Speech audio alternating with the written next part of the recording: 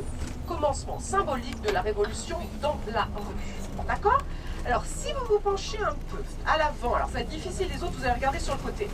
Vous voyez, regardez là, au début de la rue, vous avez une sorte de rond sur le sol, en brique, vous le voyez?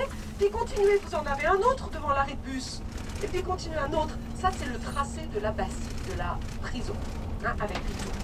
Devant vous, ça n'est pas une prison, on pourrait le croire, c'est le nouvel Opéra de Paris, dont nous sommes censés être très fiers. Celui-là, là. 1989, vous allez voir dans quelques temps ce qu'on faisait au 19e siècle, ça a quand même une autre allure. Enfin, supposé avoir le meilleur acoustique en Europe, c'est le travail d'un architecte qui s'appelle Carlos Ott.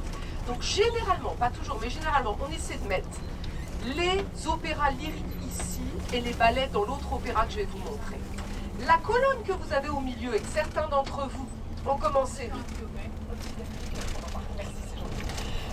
La colonne du milieu que vous avez là, alors ça c'est pour...